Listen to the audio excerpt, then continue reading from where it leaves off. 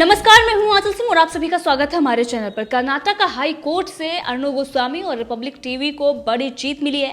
जिस तरीके से प्रिया मुखर्जी ने अग्रिम जमानत की याचिका दायर की थी, उसके बाद उन्हें ट्रांजिट जमानत मिली है। इसी के साथ आपको बता दें कि टीआरपी मामले में रिपब्लिक की सीओओ प्रिया मुखर्जी को 20 दिन की ट्रांजिट बेल मिली है।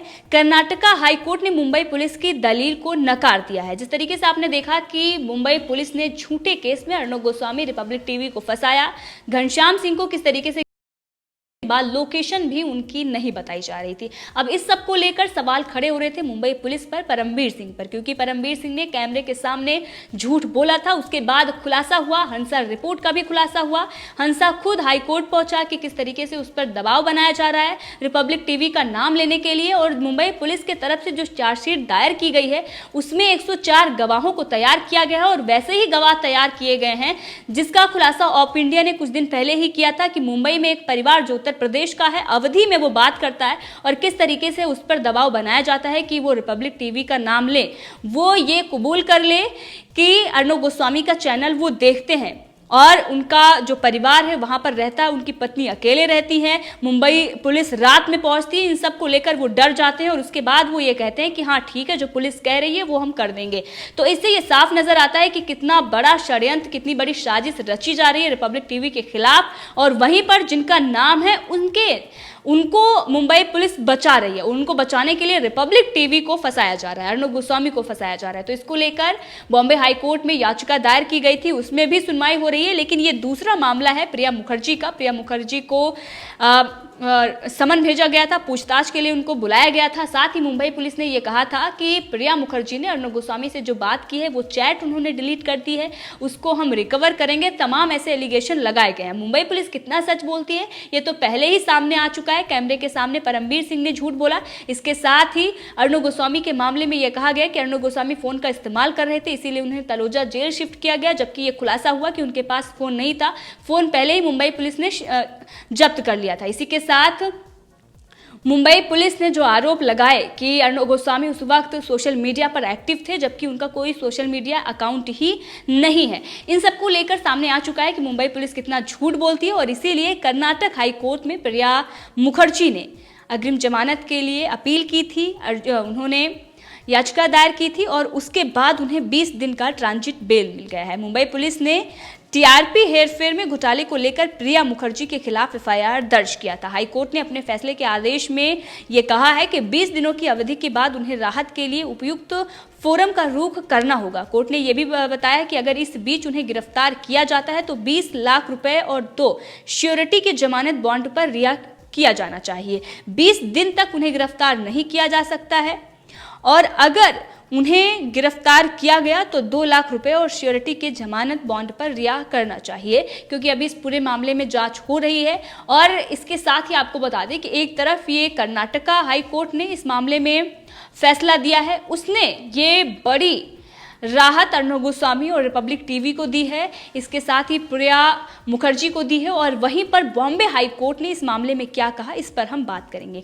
बॉम्बे हाई कोर्ट ने इस मामले में यह कहा है कि अर्णव गोस्वामी जो चार्जशीट मुंबई पुलिस ने दायर की है रिपब्लिक टीवी के खिलाफ, जिसमें 104 गवाहों को दिखाया गया है, 12 आरोपियों को बताया गया है, घनश्याम सिंह जिनको पहले गिरफ्तार कर लिया गया था, प्रिया मुखर्जी और तमाम रिपब्लिक के जो कर्मचारी हैं उनका नाम उसमें लिखा गया है और उन पर केस बनाया गया है, तमाम गवाहों को तैयार किए गए हैं। इन सब को लेकर अर्णव गोस्वामी चैलेंज कर सकते हैं जो मुंबई पुलिस ने चार्जशीट दी है। बॉम्बे हाई कोर्ट ने ये आदेश दिए हैं। तो आप समझ सकते हैं कि ये जो पूरा मामला है, एक तरफ तो ये झूठ पर टिका हुआ है, नाम किसी और का है। हंसा ने ये बताया कि किस तरीके से उसे परेशान किया जा रहा है रिपब्लिक टीवी का नाम लेने के लिए। जिस रिपोर्ट का इन्होंने दावा किया है, जहां से बात शुरू होती है वहां रिपब्लिक टीवी का नाम ही नहीं है, वहां इंडिया टुडे का है। तो किसके तहत ये मुंबई पुलिस इतना बड़ी चार्जशीट दायर करती है और उसमें इतने सारे गवाहों को लेकर आती है। तो गवाह जिस तरीके के तैयार किए गए वो तो हमने आपको पहले ही बता दिए कि किस तरीके से गवाह मुंबई पुलिस तैयार कर रही है। और कितना सच मुंबई पुलिस बोल रही है, किसके इशारे पर बोला जा रहा है, इस सब का भी अब खुलासा होगा। क्योंकि कोर्ट में हर बार मुंबई पुलिस को फटकार लगती है, कंगना मामले में हर बार मुंबई पुलिस को फटकार लग रही है, हर बार उद्धव सरकार को फटकार लग रही है, बीएमसी को फटकार लग रही है, उसके बाद भी मुंबई पुलिस और सरकार बाज नहीं आ रही है। महाराष्ट्र सरकार किस तरीके से हर बार वही हथकंडे अपना रही है जिसमें उसकी करारी हार हो चुकी है। अब उसको ये समझ लेना चाहिए कि बार बार अगर कोई झूठ बोलेगा, बार बार अगर कोई लोकतंत्र और संविधान का मजाक उड़ाएगा तो उसको भुगतना पड़ेगा, और महाराष्ट्र सरकार इसको भुगत भी रही है। अब जनता तो उनको नहीं चुनने वाली है, बाकी जो उनकी थोड़ी बहुत इज्जत बची हुई है वो भी वो मिट्टी में मिला रहे हैं। अर्णव गोस्वामी को किस तरीके से उन्होंने हीरो बनाया, कंगना रनावत के समर्थन में जो लोग आए और जिस तरीके से उनको पूरे देश दुनिया से समर्थन मिला सिर्फ और सिर्फ संजय राउत की वजह से। तो ये लोग जानबूझकर कंगना रनावत और अर्णव गोस्वामी पर इस तरीके के अटैक कर रहे हैं, और जिस तरीके से अर्णव गोस्वामी और कंगना रनावत को हीरो बना रहे हैं ये इनके लिए ही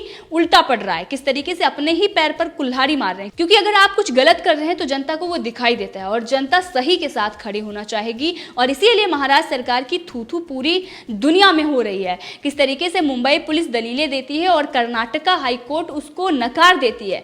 कर्नाटका हाईकोर्ट ने जिस तरीके से फैसला सुनाया है प्रिया मुखर्जी को लेकर, न्यायमूर्ति HP संदेश की पीठ ने अपने आदेश में यह कहा है कि जब किसी व्यक्ति की व्यक्तिगत स्वतंत्रता खतरे में हो तो याचिकाकर्ता राहत मांग सकता है। याचिका में सीमित अवधि के लिए ट्रांजिट जमानत देने के लिए अधिकार बनाया गया है। कोर्ट ने इस आदेश में यह भी कहा है कि पुलिस अरनेश कुमार बनाम बिहार राज्य मामले में सुप्रीम कोर्ट के निर्णय का दुरुपयोग कर रही थी। हाईकोर्ट ने यह कहा है कि पुलिस अपना दिमाग नहीं लगा रही है कि संज्ञेय अपराध किया गया है या नहीं। पुलिस को इस बात पर अदालत को संतुष्ट करना चाहिए कि वो एक व्यक्ति को क्यों गिरफ्तार कर रहे हैं।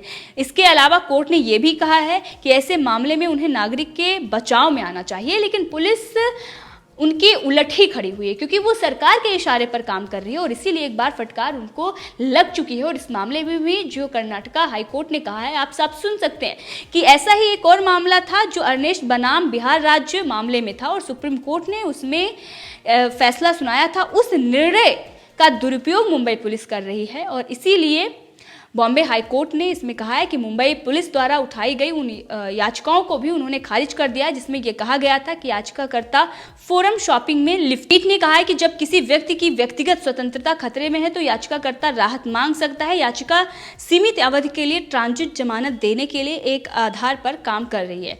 तो यहाँ पर यह साफ हो जाता है कि टीआरपी हेरफेर घोटाले की जांच मुंबई पुलिस कर रही है। क्राइम ब्रांच ने रिपब्लिक टीवी के चीफ ऑपरेटिंग ऑफिसर प्रिया मुखर्जी को मंगलवार को पूछताछ के लिए तलब किया था 17 नवंबर को, जिसके बाद उन्होंने अग्रिम जमानत के लिए कर्नाटका हाई कोर्ट में याचिका दायर की थी। अब जो ये संगीन आरोप मुंबई पुलिस की तरफ से लगाए जा रहे हैं, इसमें कितनी सच्चाई है ये तो जांच के बाद ही पता चलेगी। जब इसमें सीबीआई जांच कर रही थी तो एनबीए के जो सदस्य हैं और जिस तरीके से एनबीए ने इसका विरोध किया कि सीबीआई जांच ना करे, लेकिन इस मामले में ईडी जांच कर रही है और खुलासे होंगे कि सच्चाई क्या है। अब वो तो सच्चाई बाहर आएगी ही, साथ में मुंबई पुलिस एक बार फिर बेनकाब होगी, एक बार फिर परमवीर सिंह की करारी हार होने वाली है, क्योंकि इससे पहले जितने मामले हैं हर मामले में उनकी करारी हार हुई और हर बार उनको फटकार लगी है। तो चाहे मुंबई पुलिस हो या फिर जिस तरीके से कपिल सिब्बल बॉम्बे हाईकोर्ट में दलीलें दे रहे थे, उनकी भी कई बार करारी हार हो चुकी है, हर मामले में वो हारते हैं और एक उन्होंने रिकॉर्ड भी बनाया हुआ है। अब कांग्रेस में जिस तरीके के हालात हैं तो उसके चलते कपिल सिब्बल को किस तरीके से किनारा किया जा रहा है, अब वकालत से भी उनको हाथ धोना पड़ेगा, क्योंकि उनके ही बेटे ने अभी कुछ दिन पहले ही कोर्ट में ये माना था कि सबसे ज़्यादा जो व्यूअरशिप है वो रिपब्लिक टीवी की है। टाइम्स नाउ रिपब्लिक टीवी की है, 70% जो व्यूअरशिप है वो रिपब्लिक टीवी और टाइम्स नाउ की है। उस मामले में जिसमें ये कहा गया था कि बॉलीवुड को बदनाम किया जा रहा है, उस मामले में उन्होंने ये साफ किया था कि सबसे ज़्यादा जो व्यूअरशिप है वो रिपब्लिक टीवी और इसके साथ ही टाइम्स नाउ की है। तो आप कैसे कह सकते हैं कि किसी ने टीआरपी घोटाला किया है और जिनके नाम है उनको तो आप बचा रहे हैं। तो एक तरफ कपिल सिब्बल खड़े हुए हैं बॉम्बे हाई कोर्ट में टीआरपी घोटाले में अर्णव गोस्वामी के खिलाफ, और वहाँ पर किस तरीके से अर्णव गोस्वामी की जो सच्चाई है, जो रिपब्लिक टीवी की सच्चाई है, जो सच है वो उनके मुँह से निकल जाता है। तो अपने आप को खुद ही ये बेनकाब कर रहे हैं और किस तरीके से दोहरा चरित्र अपना रहे हैं ये दुनिया देख रही है। और रिपब्लिक टीवी के खिलाफ जिस तरीके से साजिश और षड्यंत्र महाराष्ट्र सरकार रच रही है वो साफ दिखाई देता है। वहीं पर जब ईडी कोई कार्रवाई करती है तो संजय राउत, शरद पवार, प्रियंका चतुर्वेदी सबके बयान आ जाते हैं कि इसमें बदले की भावना से कार्रवाई हो रही है। इन सारे मामलों में केंद्र सरकार केंद्रीय एजेंसियों का दुरुपयोग कर रही है। तो मुंबई पुलिस का क्या कर रही है महाराष्ट्र सरकार, ये जवाब इनको देना चाहिए, क्योंकि जिस तरीके से मामला है ही नहीं, मामला बनता ही नहीं है, उसके बाद भी कैमरे पर भी झूठ, पीछे भी झूठ, कोर्ट में हर बार फटकार, क्योंकि वहां पर तो झूठ आपका चलेगा नहीं। और जिस तरीके से कंगना मामले में आपको फटकार लगी है, आपको शर्म आनी चाहिए। और मुंबई पुलिस को यह देखना चाहिए कि संविधान से उनको चलना चाहिए, कानून से उनको चलना चाहिए। सरकारें आती हैं और जाती हैं, लेकिन उसके बाद भी मुंबई पुलिस कमिश्नर परमबीर सिंह के इशारे पर जिस तरीके से मुंबई पुलिस काम कर रही है ये बहुत ही घातक होगा। और आने वाले दिनों में जो एक पुलिस पर, प्रशासन पर जो विश्वास होता है जनता का, वो कम हो रहा है, गरिमा को वो ठेस पहुंचा रहे हैं। तो ऐसा उनको नहीं करना चाहिए।